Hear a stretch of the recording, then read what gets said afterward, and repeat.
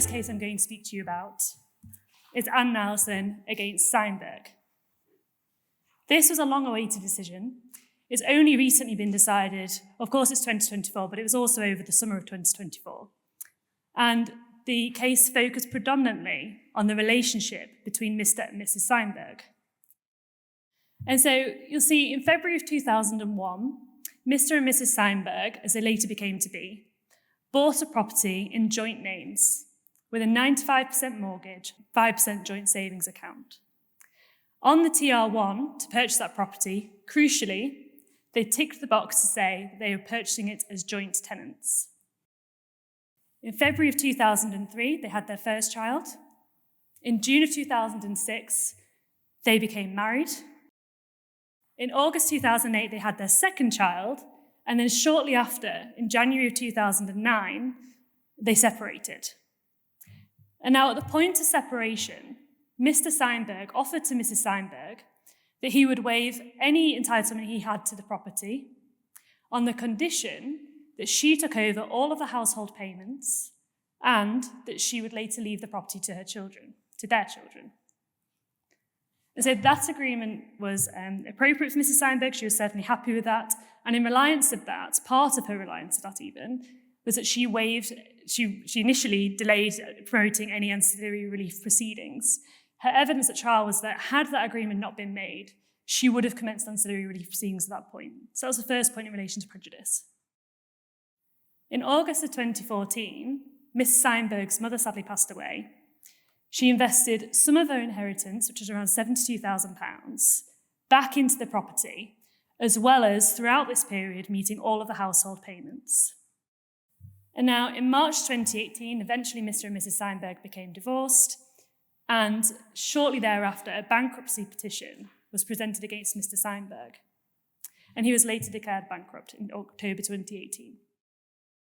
And the reason for the litigation was the trustees in bankruptcy held, notwithstanding the agreement that both Mr. and Mrs. Cynberg said that they had in 2009, because the declaration of trust back in February of 2001 ticked the box to say that they were joint tenants, Mr. Cynberg still had an entitlement to the property, and therefore as trustees in bankruptcy, they also should have been able to recover that interest.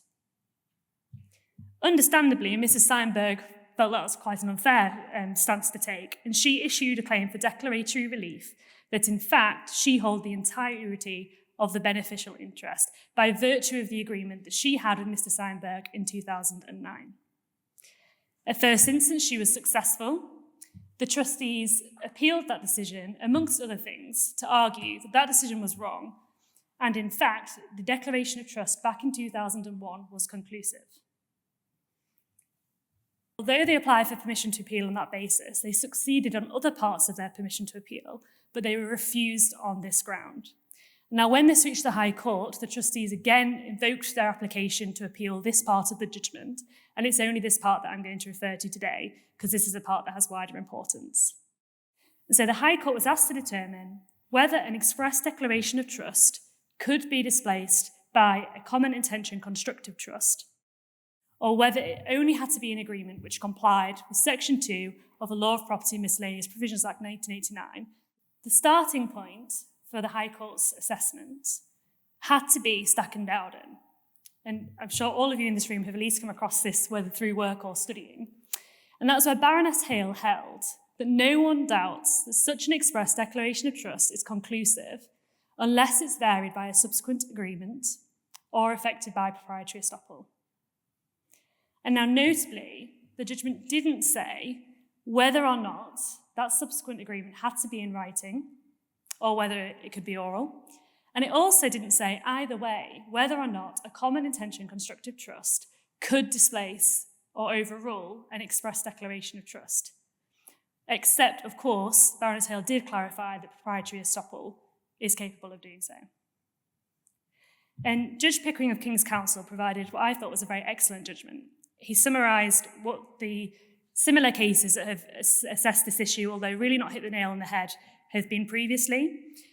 And it was of particular note that Iqbal, earlier in this year, may well have been able to determine this once and for all, as Judge Pickering, I believe, appears to have done, at least for now.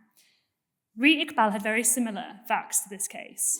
In that case, the claimant asserted that although they had an express declaration of trust between a couple in 2003, in the same way as Mrs. Cynberg did, they ticked the box on their TR1, the facts giving rise to equity in 2017 meant that, in fact, that express declaration of trust had been overruled. And now the judge in that case, Iqbal, held that a common intention constructive trust could not, or at least it's inferred that they could not overrule an express declaration of trust unless that agreement was in writing. Judge Pickering of King's Counsel clarified, though, that the judge didn't appear to have turned their mind to the issue of why a proprietary estoppel is capable of varying an express declaration of trust, but a very similar beast of a common intention constructive trust wasn't capable of doing so. And so he helpfully provided, again, what I think was a very clear judgment, and this is a first takeaway from my talk today, that an express declaration of trust is capable of being overridden by a subsequent agreement, including a common intention constructive trust, and there is no requirement for that to be in writing. In my view, this is a very sensible outcome, and I share Judge Pickering of King's Counsel's comments that it doesn't really make sense why a proprietary estoppel is capable of overriding an express declaration of trust, but a common intention constructive trust isn't. Certainly, I think it'd be preferable if, in fact, only written agreements were capable of doing so. It would certainly promote more certainty for everybody, but in Mrs. Cynberg's case, that clearly would have been an unfair outcome. She had obviously relied to her detriment on the agreement that they had in 2009, and Mr. Cynberg himself supported that. So if, in fact, 11 years later, she'd have had to depart from half the property despite her reliance, that clearly would have been an unfair outcome. So, turning to the second case I'm going to talk to you about, by way of background, Hounslow LBC entered a lease with Tropical Zoo Limited for 125 years to let them 25 acres of land. In terms of the relevant parts of that lease, a predominant feature of the lease was clause 5.1, which confirmed the tenant, being Tropical Zoo Limited, shall finish the works constructing the zoo within 2 years of the date of the lease. I've also raised clause 12, perhaps just because I'm a very big fan of Jarvis and Harris clauses, but the Hounslow LBC did also have the entitlement. Had the works been started, they could have entered the premises, completed the works, and recovered the money from doing so, but they chose not to. And so just returning back to clause 5.1, the agreement was in March 2012. Tropical Zoo Limited were therefore required to construct the zoo by March 2014. That deadline came and went, and there was no zoo constructed. And now, had Hounslow sought to forfeit the lease back in March 2014, they would probably have been on fairly solid ground in doing so. But they didn't, in fact, do anything of the sort. They continued to demand and accept rent following the March 2014 breach of the covenant. So several years came and went, and 6 years after the deadline, 6.5 years really, Hounslow LBC had clearly had enough of waiting, and they served a first notice on Tropical Zoo Limited, and they relied upon clause 9.1 of the lease agreement. Clause 9.1 said that the tenant is required to remedy any breach notified to it by Hounslow LBC as soon as possible and in any event within 2 months after service of the notice. And so you may think, and certainly I thought, well, it's been over 6 years now, 8 years since the start of the lease, there hasn't been a zoo constructed. It's surely fairly unrealistic to suggest that the zoo could thereafter be constructed within 2 months. I'll return to that point in terms of what Mrs. Justice Bacon had to say about that. But in any event, that was a lease that Tropical Zoo Limited agreed to, and that covenant was within it. So this notice expired on the 6th of January of 2021. Still, there was no zoo constructed. And what Hounslow did next, I found quite interesting. So approximately a month went by. Is on the 16th of February 2021, Hounslow served a second notice on Tropical Zoo Limited, this time relying on Section 146 of the Law of Property Act 1925. So as you'll see on the screen, that, just by way of reminder, that meant that Hounslow was reciting that it has the right to forfeit the lease on the basis that there was a particular breach by Tropical Zoo Limited in not constructing the zoo. That breach was clearly capable of remedy. The zoo could be constructed. And they raised the fact that if within a reasonable time after this notice on the 16th of February 2021, that breach has not been remedied, then they will use their right within clause 5.1.1 of the lease agreement to re-enter the premises.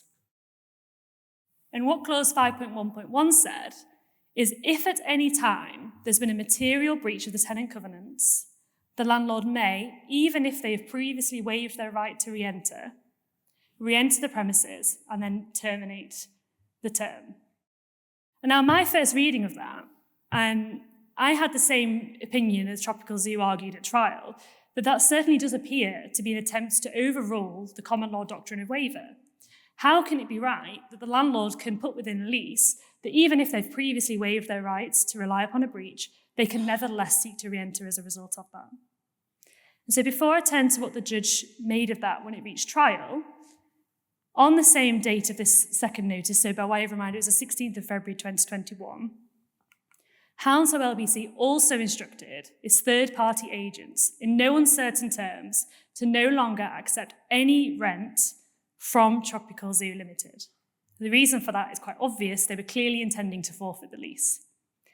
They later the same day instructed their agents once again that they are not to accept any rent at all from Tropical Zoo Limited.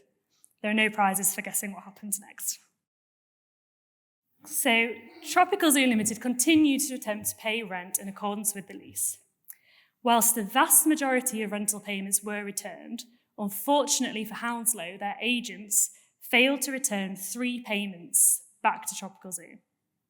So there was 2 payments in March of 2021, which were not returned for 7 to 8 months afterwards. And there was a 3rd payment in September of 2022 that wasn't returned for 2 months.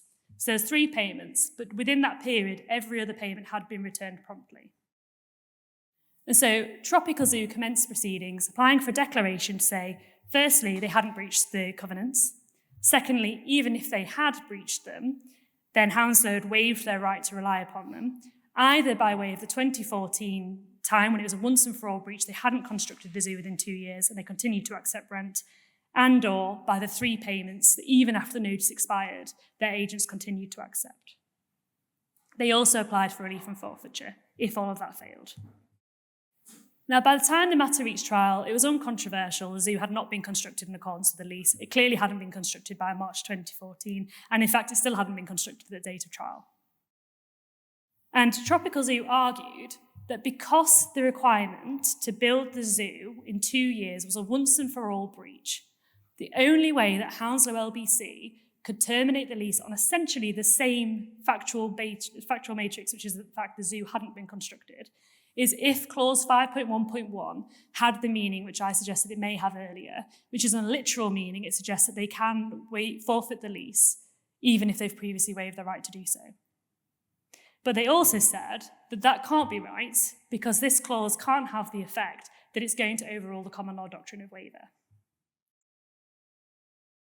And so Mrs. Justice Bacon had to first assess whether or not it was right that despite the once and for all breach back in 2014 being missed, Hounslow LBC could thereafter, 6 years later, try and waive for what is essentially the same breach.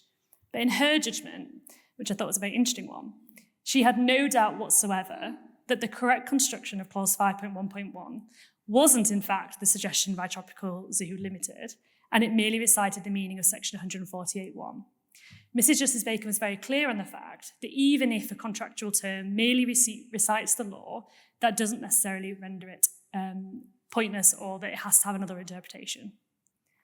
So I thought that was very sensible. Just by way of reminder, section 148.1 says that even if a landlord has waived its right to rely on an initial breach, they're not prohibited from relying on any subsequent breach to forfeit the lease. So it does make sense how clause 5.1.1 could be interpreted in that manner. She also held, I think it'd be easy if I go back to this, that paragraph 9.1, requiring the tenant to remedy any breach as soon as possible and with any event within 2 months, was a freestanding obligation.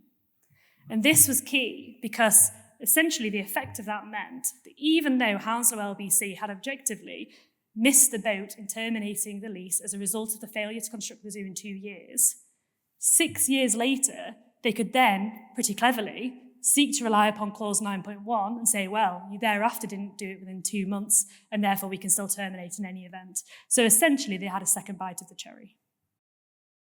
So in Mr. Justice Bacon's view, 9.1 entitled, in principle, Hounslow LBC to forfeit the lease. So in relation to the delay of the 3 payments of rent, Mrs. Justice Bacon provided a very useful summary in her judgment of precisely what the law is in this area. I'd certainly recommend any of you, if it's relevant in your cases, just have a review back of how she summarised it. It was very useful, and there's certainly some very good tips in there for future litigation. I've just contained an extract of her judgment where she repeated the case of Mardolph Peach by Lord Wilberforce, and she clarified that all that's needed to establish waiver is evidence which is clear and unequivocal that an acceptance has taken place or after the late payment has been tendered, such a delay as in refusing it as might reasonably cause the charterers to believe that the waiver or the breach has been accepted. And so as she summarised, and also citing the case of Woolgar, what is required is some unequivocal act that cannot be assessed by a subjective understanding of either the landlord or the tenant.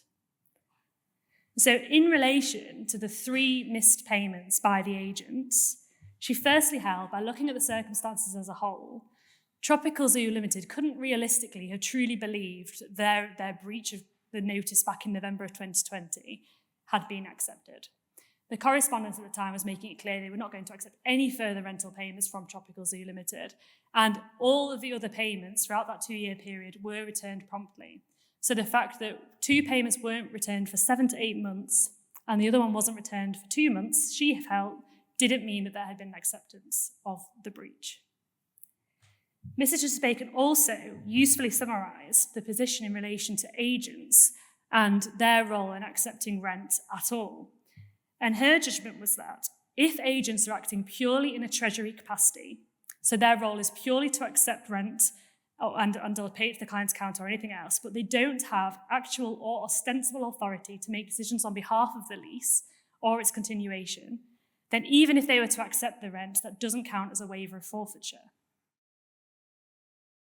And so on that basis, even had all of the rent been accepted by the agents, it appears that her judgment would have remained that in fact that didn't amount to a waiver of forfeiture, hence the controversy.